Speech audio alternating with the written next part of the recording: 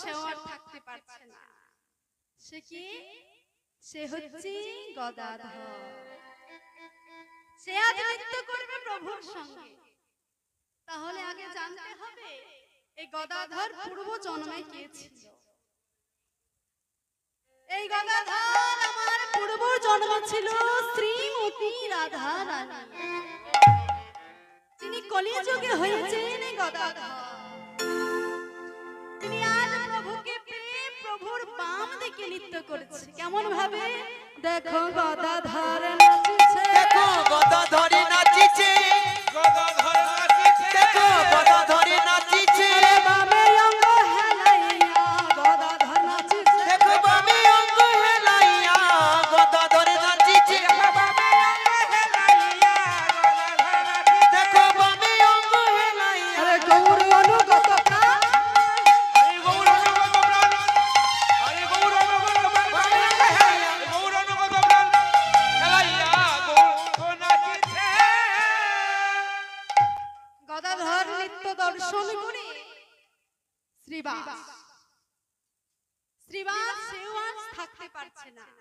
সেও আজ নৃত্য করবে প্রভুর সঙ্গে। এই শ্রীবাসের ঘরে প্রতিদিন প্রভু আমার হরিনাম করে, হরিনামে মাতোয়ারা হয়ে থাকে। এই শ্রীবাস ছিলেন আমার সত্য ত্রেতা দ্বাপর, তিন যুগের নারদ মুনি। এই কলিযুগে তিনি হয়েছেন শ্রীবাস। এই কলিযুগে তিনি শ্রীবাস হয়েছেন। সেই শ্রীবাসের ঘরে প্রতিদিন হরিনাম করে। তাহলে এই শ্রীবাস তিনি তো নারদ ছিলেন।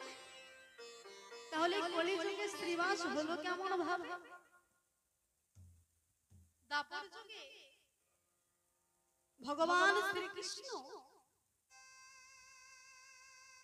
একদিন রাজ সিংহাসনে বসে আছে। রাজ সিংহাসনে বসে থাকতে থাকতে সেই সময় শ্রীবাস অর্থাৎ নারদ এসেছে ভগবানের কাছে। ভক্তি ভাবে প্রভুকে প্রণাম করেছে। প্রণাম করে বলেছে, দয়াময় আজ তোমার বদনটা শুক্র শুক্র লাগছে কেন? ভগবান তখন বলেছে, নারদ জানো নারদ, দেখো নারদ দাপর যুগ শেষ হতে চলেছে, কলিযুগ পড়বে। কলিযুগে তো আমি গৌর হয়ে যাব, কিন্তু নারদ আমি তোমায় সঙ্গে করে নিয়ে যেতে পারবো না। আমি তোমায় নিয়ে যেতে পারবো না। যেই বলেছে তোমায় আমি নিয়ে যেতে পারবো না, নারদ বলেছে, দয়াময় ও দয়াময় তুমি এত বড় কথাটা আমায় বললে, তুমি এত বড় কথাটা আমায় বললে যে তুমি আমায় নিয়ে যেতে পারবে না। ও প্রভু তুমি তো জানো আমি সব সময় তোমার সঙ্গে থেকেছি, দিবারাত্রি তোমার নাম জপেছি, সব সময় তোমার চরণ দুটো সেবা করেছি, কখনো আমি তোমার চরণ ছাড়া হইনি দয়াময়। আর আজ তুমি আমায় বলেছো কিনা তুমি আমায় রেখে চলে যাবে, তুমি আমায় সঙ্গে করে নিয়ে যাবে না দয়াময়। ও প্রভু, প্রভু আমি যে তোমার নাম না করে থাকতে পারি না, আমি যে তোমার অঙ্গ গন্ধটা না পেয়ে থাকতে পারি না, তোমার অঙ্গে যদি একবার স্পর্শ না করি আমি যে থাকতে পারি না, মনে হয় আমার এই জীবনটা চলে গেল। আর আজ তুমি আমায় বলেছো কিনা তুমি আমায় সঙ্গে করে নিয়ে যাবে না। ও প্রভু তুমি আমায় দয়া করো না দয়াময়, তুমি আমায় কৃপা করো না, তুমি বলো না তুমি আমায় সঙ্গে করে নিয়ে যাবে। আমি আর কিছু চাই না, তুমি আমায় সঙ্গে করে নিয়ে চলো দয়াময়। নারদ যখন কেঁদে কেঁদে দুটি নয়নে জলে প্রভুর চরণ দুটো ভাসিয়ে দিলেন, ধৌত করে দিলেন। ভগবান তখন বলেছে, নারদ, নারদ তুমি আমায় এত ভক্তি করো, তুমি আমায় এত প্রেম করো, তুমি আমায় এত ভালোবাসো। এই জগৎ সংসারে তো অনেক ভক্ত আছে, কিন্তু তোমার মতো তো কেউ নয় গো। তোমার মতো কেউ এমন ভাবে কেঁদে কেঁদে আমায় ডাকে না, কেউ একবার বলে না যে দয়াময় তুমি আমায় কৃপা করো, তুমি আমায় দয়া করো, তুমি ছাড়া আমার কেউ নেই। নিতাই গৌর হরি হরি বল, হরি বল, হরি বল। তুমি যখন এত আমার জন্য দুটি নয়ন জল ফেলতে পেরেছো, না জানি তুমি আমার জন্য আর কি না করতে পারো। আমি তোমায় কথা দিচ্ছি না, আমি যখন কলিযুগের গৌর হয়ে যাব, তোমাকে আমি সঙ্গে করে নিয়ে যাব। তুমি আমার ভক্ত শ্রীবাস রূপে কলিযুগে আবির্ভূত হবে। আর আমি তোমায় কথা দিচ্ছি, প্রতিদিন সন্ধ্যার সময় সকল ভক্ত বৃন্দকে সঙ্গে নিয়ে আমি তোমার আয়নায় হরিনাম করব, কৃষ্ণ নাম করব। সেই দিন আমি বুঝবো তুমি আমায় কত ভালোবাসো, তুমি আমায় কত ডাকতে পারো। হৃদয় গৌর হরি হরি হরি হরি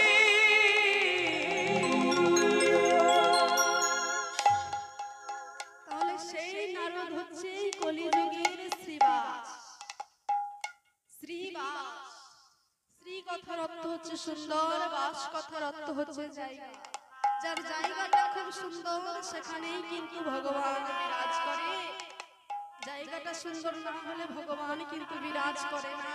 তাহলে জায়গাটাকে আগে সুন্দর করতে হবে, তবেই তো ভগবান সেখানে বিরাজ করবে। ভগবান আমার প্রতিদিন শ্রীবাসের আঙিনায় হরিনাম করতেন, কৃষ্ণ নাম করতেন। আজও তিনি ভক্তবৃন্দকে সঙ্গে নিয়ে হরিনাম করছেন, কৃষ্ণ নাম করছেন। শ্রীবাস তো নৃত্য করছে বটে, আর কি নৃত্য করছে? দাদা সেও আজ নৃত্য করছে।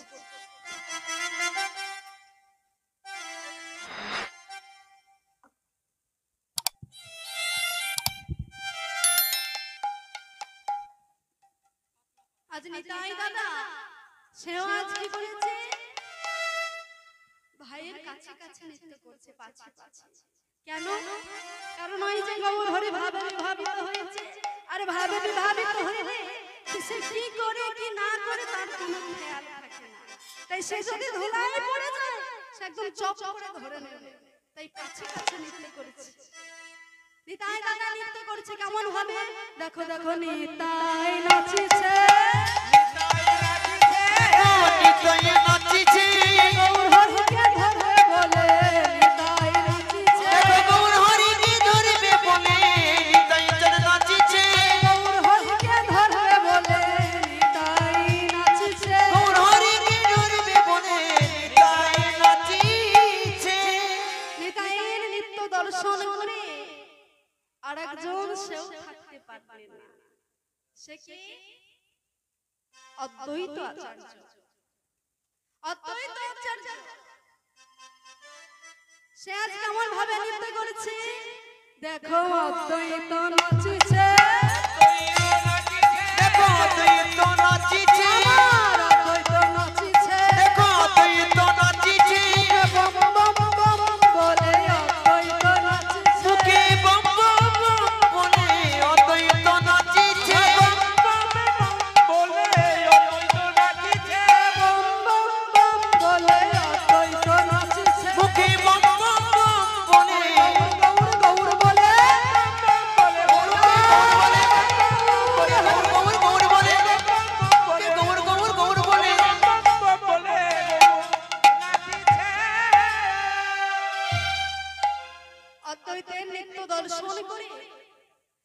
মহাবিষ্ট পদকর্তা তিনিও থাকতে পারছেন না। তিনি আজ ওকে সুন্দর ভাবে কলম দিচ্ছেন। তিনি কি বলছেন? আরে বাসুদেব ঘোষিতা করো এ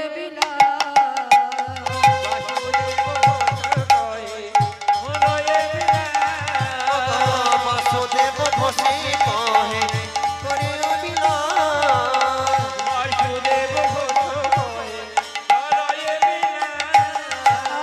রস রস গরচান করিলা প্রকাশ। আর রস রস গরা চাঁদ করিলা প্রকাশ রস রস গরচান করিলা প্রকাশ। আর রস রস গরা চাঁদ করিলা প্রকাশ বাসুদেব ঘোষে তাহে করো এ বিলাস। আর দেব ঘোষে কহে করে অভিলাষ বাসুদেব ঘোষে তাহে করো এ বিলাস। করে অভিলাষ রস রস গরচান আমার করিলা প্রকাশ। রাশি রসগোল্লা চাঁদ আজি করিলা এই করিলা প্রকাশ রে।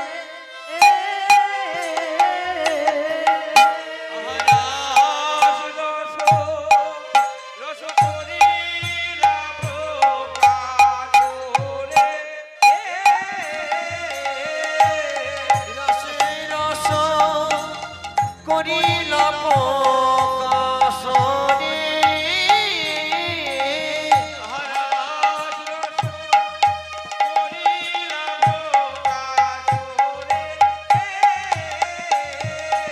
রসে রস করিল প্রকাশ রে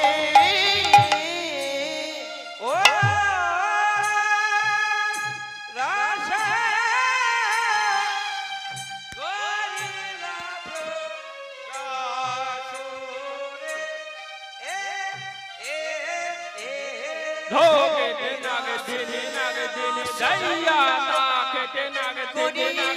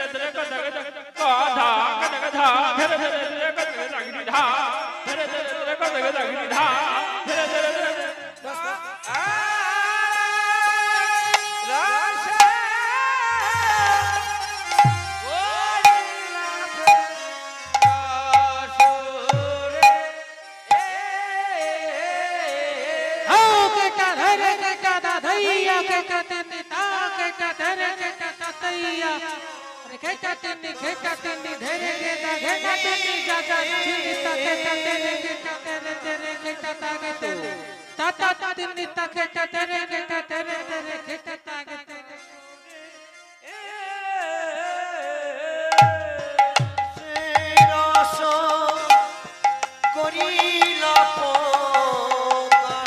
রে